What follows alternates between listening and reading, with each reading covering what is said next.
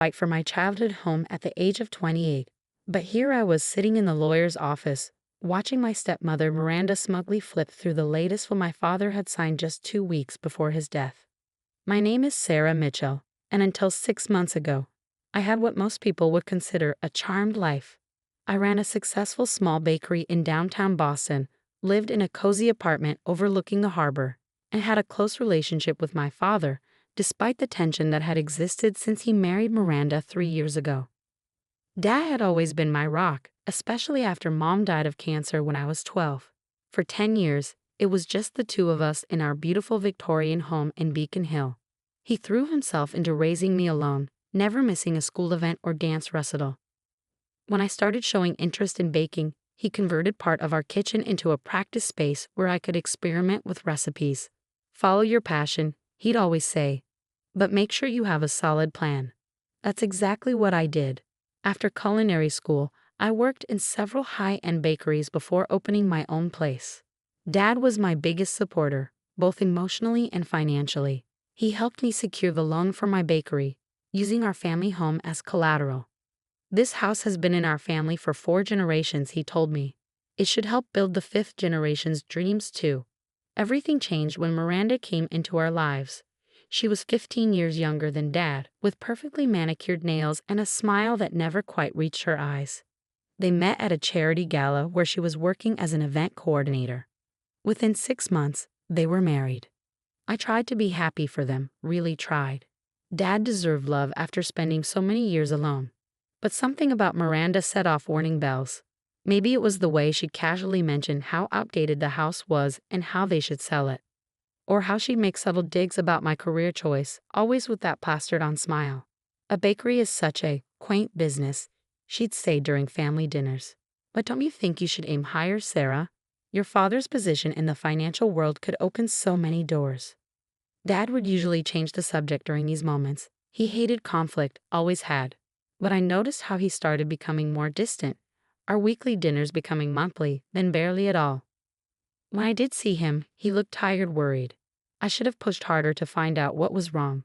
The diagnosis came like a thunderbolt on a clear day.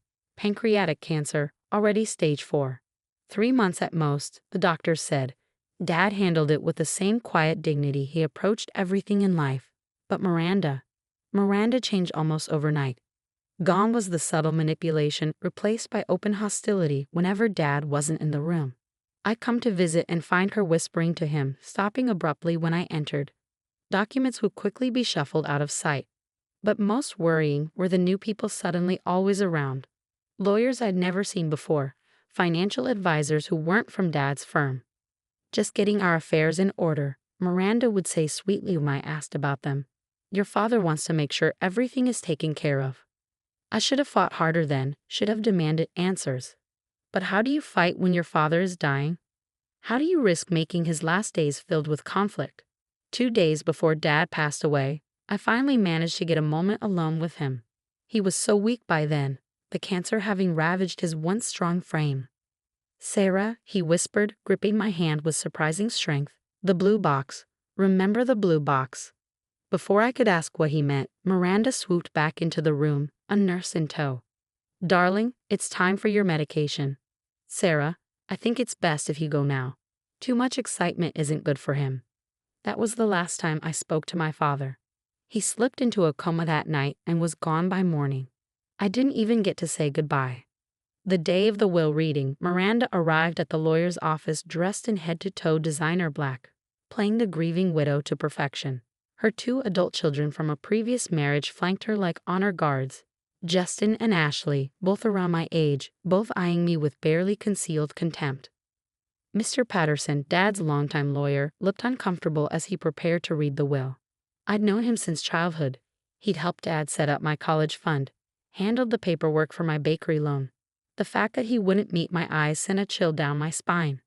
This last will and testament, he began, his voice carefully neutral, was signed by Thomas Mitchell 2 weeks before his death.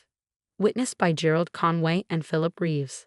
I didn't recognize either name, but Miranda's slight smile told me she did. As Mr. Patterson read through the document, I felt the floor dropping out from under me. The house, Dad's investment portfolio, even his majority stake in my bakery. Everything was left to Miranda. I was to receive a small monthly allowance, to be managed by my loving wife as she sees fit. No, I whispered, this isn't right. Dad would never. Oh, but he did, Miranda cut in smoothly. Your father realized that you needed guidance, structure. He was very concerned about your ability to manage such significant assets. That's a lie. I stood up so quickly my chair toppled backward. Dad helped me build my business. He believed in me. He was clearly not thinking clearly near the end. Miranda finished, her voice dripping with false sympathy. The cancer medications, they can affect judgment. Mr. Patterson cleared his throat. There is one other matter. Mr. Mitchell's safety deposit box at First National Bank. He left specific instructions that it should be opened only after the will reading in the presence of all parties. Something flickered across Miranda's face. Uncertainty? Fear? But it was gone so quickly I might have imagined it. Well then, she said, rising gracefully, shall we proceed to the bank? As we walked out of the office, Miranda fell into step beside me. I've been thinking, she said quietly, so only I could hear. That old house really is too big for just me. I'll probably sell it. Unless, of course, you'd like to rent it. At market rate, naturally. I stopped walking, my hands clenching into fists. That house has been in my family for generations. Her smile was pure poison. Not anymore, dear. Not anymore. The drive to the bank was silent, heavy with unspoken tensions. I kept thinking about Dad's last words to me. The blue box, remember the blue box. What had he been trying to tell me? First National Bank was a grand old building in downtown Boston, all marble columns and brass fixtures. The bank manager led us down to the safety deposit box room, his keys jingling with each step. Mr. Patterson followed, carrying a thin folder. Box 2317, the manager announced, inserting his key. Mr. Patterson used a second key, and the box slid out smoothly. Inside was a single blue metal box, about the size of a shoebox, with a simple combination lock. My heart started racing. This was what Dad had been trying to tell me about. Well, Miranda demanded. Open it. Mr. Patterson shook his head. According to Mr. Mitchell's instructions, only Sarah knows the combination. All eyes turned to me. Miranda's confident smile wavered slightly. I stared at the lock, my mind racing. What would Dad have used? What number would he expect me to remember? Then it hit me. The date we opened my bakery. The day Dad said his investment in my dreams had paid off. With trembling fingers, I turned the dials. 0 to 41 to 7. The lock clicked open. Inside the box, neatly organized, were several envelopes and a USB drive. But what caught everyone's attention was the small voice recorder sitting right on top, with a post-it note in Dad's handwriting. Play me first. I picked up the recorder with shaking hands and pressed play. Dad's voice, weak but clear, filled the small room. My dearest Sarah, if you're hearing this, then things have happened exactly as I feared they would. Dad's voice, though weakened by illness, carried the sharp intelligence I remembered from my childhood. If you're listening to this recording, it means Miranda has done exactly what I suspected she would. Convinced me to sign a new will in my final days. I heard Miranda's sharp intake of breath beside me as Dad continued. What she doesn't know is that I've been documenting everything since the day she first suggested I update my will. The USB drive in this box contains video recordings from hidden cameras in my home office, showing Miranda and her lawyer discussing their plans while they thought I was sedated. You'll also find copies of emails between them, discussing how to manipulate me when the medications made me confused. Miranda lunged for the box, but Mr. Patterson smoothly stepped between us. Please continue playing the recording, Sarah. There's more, Dad's voice went on. In the green envelope, you'll find the real will I signed and had notarized 2 months ago, when I was still clear-headed. Mr. Patterson has the original in his office safe. In the blue envelope is documentation of every cent Miranda has embezzled from my accounts over the past year, including transfers to offshore accounts in her children's names.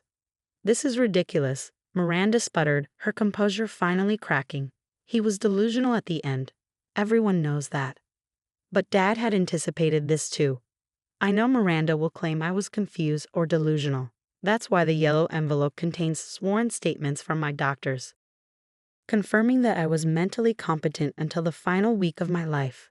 The new will she forced me to sign is dated 2 weeks before my death, but hospital records show I was already on heavy sedation by then. The bank manager, who had been watching silently, spoke up. "Should I call security, Mr. Patterson?" "Yes," the lawyer replied calmly. "And the police? I believe they'll be very interested in this evidence." Miranda's face had gone from white to mottled red. "You can't prove anything. It's all lies from a dying old man, who was a legendary financial investigator known for exposing fraud." I cut in, my voice steady despite my racing heart. "Who taught me everything he knew about following money trails and spotting cons?" "That Dad." Justin and Ashley, who had been edging toward the door, found their escape blocked by two burly security guards. Mr. Patterson was already pulling documents from the box, his expression grim as he scanned their contents. "The real will," he announced, holding up a thick document, "leaves the house and the majority of the estate to Sarah, with reasonable provisions for Miranda's comfort during her lifetime, provided she had not attempted to alter the inheritance, which, given recent events, are now null and void." Dad's voice crackled from the recorder again. "Sarah, sweetheart, I'm so sorry for the pain this must be causing you. I wanted to tell you everything, but I needed Miranda to believe she had one. You always said I watched too many spy movies." His weak chuckle turned into a cough. "The house is yours, as it should be. The bakery is yours. Everything I worked for is yours. And Miranda." We all turned to look at her as Dad's voice hardened. "Miranda, if you're hearing this, remember what I told you the day we met. That the most dangerous mistake a con artist can make is underestimating their mark. Consider this your final lesson." The next hour passed in a blur of police statements and formal accusations. Miranda, Justin, and Ashley were led away in handcuffs, charged with fraud, coercion, and attempted theft. I sat in a comfortable chair provided by the bank manager, clutching the blue box that contained my father's last gift to me. Not just the inheritance, but the proof of his trust and love. Mr. Patterson sat beside me, his familiar presence comforting. "Your father came to me 2 months ago," he explained softly. "He discovered Miranda's attempts to access his accounts, found evidence of her past cons. Instead of confronting her, he decided to play along, gather evidence. He said you taught him that, about keeping detailed records." I laughed through my tears. "When I was setting up the bakery, I made him help me create spreadsheets for everything. He always said I was better at documentation than he was. He was so proud of you, Sarah. Every time you achieved something new with the bakery, he'd come into my office just to brag about his amazing daughter." The aftermath of Miranda's arrest played out over the following months. The evidence Dad had gathered was overwhelming, not just of her attempt to steal his estate, but of similar cons she pulled in other states. She and her children had targeted wealthy, terminally ill men before, but never anyone as thorough as my father. The day I moved back into our family home was bittersweet. Every room held memories. Dad teaching me to dance in the living room, our epic baking fails in the kitchen, the countless nights we'd spent in his study as he taught me about business and finance. I found one last surprise in his study, a letter tucked inside his favorite first edition Sherlock Holmes book. The paper was thick, expensive, the kind he used for special occasions. "My dearest Sarah," it began, "if you're reading this, then our plan worked. I know it must have hurt, watching Miranda try to take everything we built together. But you taught me something important with your bakery, that sometimes you have to be patient, let things develop properly, like a good sourdough starter." I laughed out loud at the baking reference. Classic Dad. "I'm leaving you more than just the house and the business, Sarah. I'm leaving you the knowledge that you're stronger than anyone who tries to deceive you, smarter than those who underestimate you, just like your mother was." The letter went on, sharing memories, dreams, and one final surprise. He'd already paid off my bakery loan in full. "Consider it my last investment in your dreams," he wrote. 6 months after Miranda's arrest, my bakery was thriving. I'd expanded into the space next door, adding a cafe section where people could sit and enjoy their pastries. The walls were decorated with photos of Dad and me throughout the years, and one special picture, Mom and Dad on their wedding day, standing in front of our Victorian home. Every morning, as I unlock the bakery's front door, I think about everything Dad taught me.